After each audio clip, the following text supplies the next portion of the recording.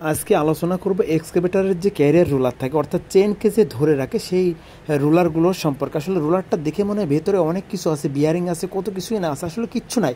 এই একটা সাধারণ শ্যাফট আছে, আর কিছু ওরিং আছে, আর কিছু সাপোর্টার আছে, বাস এটা দিয়ে কিন্তু। আর এই ক্যারিয়ার রুলারের ভিতরে দুটো বুশ আছে দুই পাশে। এটা আপনার ওই যে ডাস্ট যে সিল আছে, ওরিং আছে, এবং যেটা ক্যাপ আছে এটাকে ধরে রাখে, এটা হলো ডাস্ট ক্যাপ।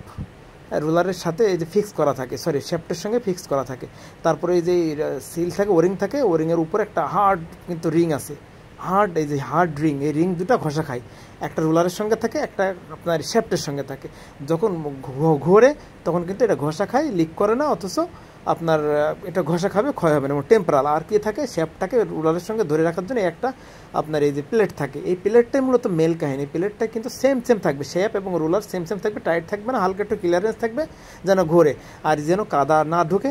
যে জন্য এই যে এটা হচ্ছে আপনার ডাস্ট কভার বলতে পারেন। ওর উপরে একটা ওরিং দিয়ে দিছে, দিয়ে বাস জাস্ট টুকা টুকা জাম থাকে উপরে। ওই ফিটিংসের পরে, শ্যাপটা ফিটিংসের পরে উপরে প্লেটটা টাইট দেওয়ার পরে এই যে ডাস্ট কভারটা লাগিয়ে দেয়, দিয়ে এই ডাস্ট কভারকে আটকানোর জন্য যে একটা আপনার সার্কিলেট থাকে, হ্যাঁ ইনার সার্কিলেটটা লাগিয়ে দেয়, বাস এটা। আর এই যে মাঝখানে ফুটো থাকে, মাঝখানের ফুটো দিয়ে তেল দেয়, বাস এতটুকুই।